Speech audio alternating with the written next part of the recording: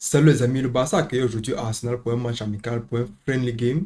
Je pense pas que c'était un match où il fallait encore venir blaguer. Je pense que c'est un match où les deux équipes essaient de prouver qui est le meilleur dans chaque championnat. Tous les détails les amis, après l'intro.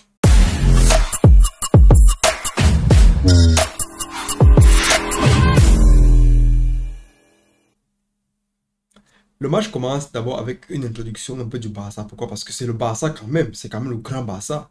Même si non plus les grands joueurs de l'époque qu'on connaît tous. Lionel Messi, Samuel Eto'o, Neymar, Suarez, Sergio Busquets. C'est quand même un Barça constitué de jeunes joueurs qui veulent à tout prix prouver qu'ils sont les meilleurs. De l'autre côté, on a aussi Arsenal. Arsenal, c'est une armada d'équipes. C'est une équipe aujourd'hui qui tellement prouve bien qu'on s'est dit pourquoi pas essayer de nous montrer une nouvelle chose cette année. Pourquoi pas remporter le titre cette année? Essayons un peu d'oublier la performance de City. Essayons un peu de comprendre que City est à un autre niveau. Mais essayons aussi de voir pourquoi Arsenal est arrivé deuxième. Le match commence d'abord par une... Le match commence néanmoins par une très belle performance de la part du Barça. Pourquoi? Parce qu'ils arrivent à percuter, arrivent avec les joueurs très rapides à remettre un ballon dans l'axe. Un ballon où le défenseur ne lit pas. Une seule personne lit la trajectoire du ballon. Il s'agit de Robert Lewandowski. C'est ça qu'on appelle le renard de surface. Il y avait deux Africains qui étaient forts comme ça à l'époque. Il y avait Emmanuel Adebayor. Il y avait aussi un autre qu'on appelait Samuel Eto'o. Deux joueurs très renards de surface. Le ballon arrive toujours à trouver leur pied.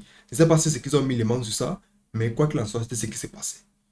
Mais néanmoins, le Barça s'est fait très vite égaliser. Pourquoi? Parce que Arsenal aime faire ça, aime venir avec une pression qui fait en sorte qu'aujourd'hui, c'est une équipe qui n'est plus trop à prendre à la légère comme à l'époque où quand tu jouais contre Arsenal, c'était pas avoir peur comme quand tu jouais contre le Real Madrid. Aujourd'hui, Arsenal, c'est une équipe qui impressionne. Regarde d'abord la formation de Arsenal. 4-3-3. Ils te font revenir Kai Havertz au milieu de terrain. Je vous ai dit, c'est un joueur qui est tellement polyvalent. Il peut jouer avant-centre, il peut jouer milieu couloir, il peut jouer ailier. C'est un joueur qui est tellement polyvalent. C'est pour ça que le Real Madrid voulait le joueur, mais ils ont abandonné la piste parce qu'ils essayaient d'acquérir Kylian Mbappé.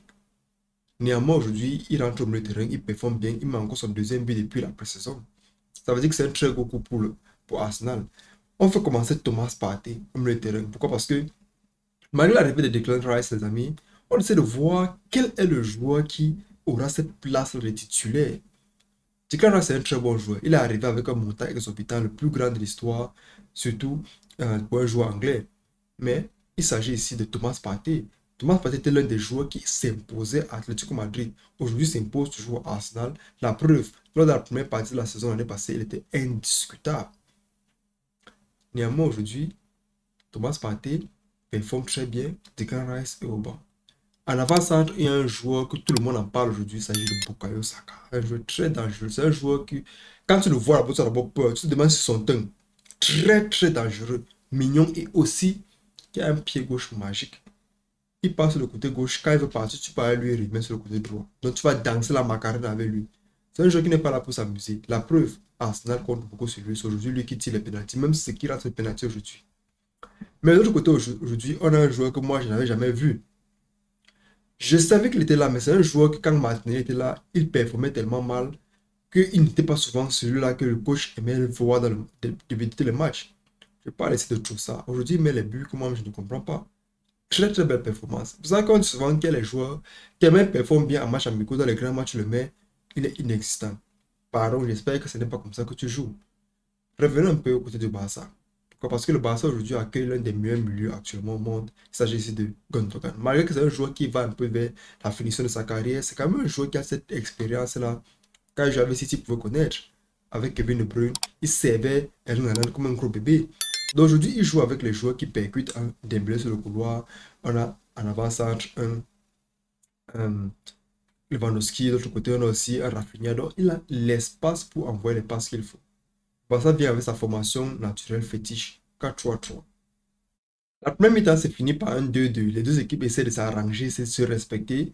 2-2, les fans sont contents. Ils n'ont pas fait le déplacement pour rien. Pourquoi? Parce que tout le monde est heureux, chacun danse. Tu vois même les joueurs qui veulent préparer leur sauter là-bas. Tu sens que c'est une équipe quand même. Tu sens que c'est un match quand même que tout le monde aime. Ce n'est pas comme le match du Real de Madrid contre Manchester United tout à l'heure. Mais c'est un match que tout le monde aime voir. C'est un match qu'on aime voir. L'Espagne contre l'Angleterre. C'est de ça qu'il s'agit. Ce n'est pas un match Liga contre... C'est l'Espagne contre l'Angleterre. À ce niveau-là, il faut se faire respect. Donc, comme la première mi-temps, les amis, un Lewandowski ouvre la tendance. Saka dit que je suis là. Il faut se calmer d'abord. C'est de moi qu'il s'agit ici. Rafinha met un coup franc. Malgré que ça tape quand même ça tape quand même le joueur. Ça tape quand même le joueur, la barrière pour entrer au goal. Mais il faut quand même comprendre que la frappe était très puissante. Ça arrive à détenir... Rafinha met un très beau coup franc. Même ça a touché la barrière. Ça déroute un peu le gardien.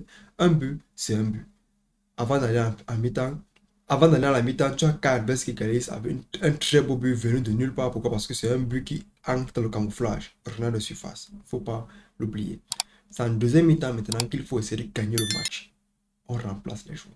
Il y a l'entrée des nouveaux joueurs pour essayer de faire en sorte que tout se passe dans les conditions normales de température. À la 55e minute, Leandro Trossard prend un ballon, il dirige ça avec son pied gauche. On s'est dit qu'il va envoyer une passe parce qu'il est déséquilibré. Il réussit quand même à te mettre un ballon ras du sol au deuxième poteau.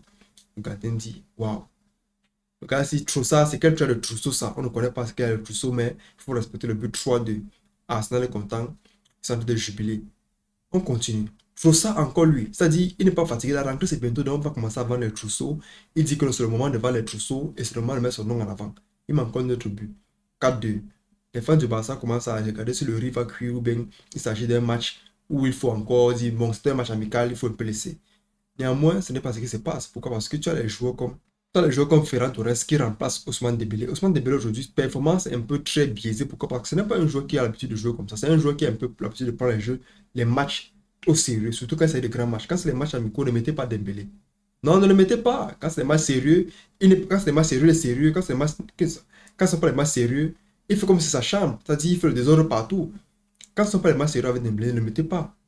Il ne le mettez pas. Il va faire le désordre. Même si aujourd'hui marque un but, ce n'est pas le Dembélé qui s'agit. C'est un joueur quand même qu'on a essayé de comparer à une époque avec Kylian Mbappé. Donc c'est un joueur qu'on connaît qui a le niveau. C'est pour ça qu'aujourd'hui le Barça, même quand ils entrent dans les matchs de transfert, ils n'ont même pas l'idée de vendre Dembélé. Pourquoi? C'est un joueur très très important. Mais aujourd'hui, comme je l'ai dit, quand ce n'est pas un match sérieux, il fait le désordre comme dans sa chambre. Partout, il y a n'importe quoi. Il y a la nourriture ici, il y a les habits là-bas. Donc il fait n'importe quoi. Ferran Torres entre, il fait un 4-3. On a l'impression que le Barça va revenir. Les fans commencent encore à allumer le gaz sur le riz. Mais à la fin, on a un Vieira. Un Vieira très jeune joueur qui vient d'arriver, qui essaie de performer aussi pour essayer de faire en sorte qu'on le remarque, qui fait un 5-3 pour clôturer à Das. Arsenal aujourd'hui l'emporte 5-3 contre Barça. Il faut apprécier la performance du deuxième du championnat. Pourquoi? Parce qu'il joue aujourd'hui contre le premier de l'Espagne. Même si c'était un match où on faisait beaucoup de remplacements, on essayait de combiner pour essayer d'avoir la meilleure formation possible. Arteta aujourd'hui fait très bien de faire entrer les joueurs pour essayer de combiner, essayer de mettre surtout la concurrence.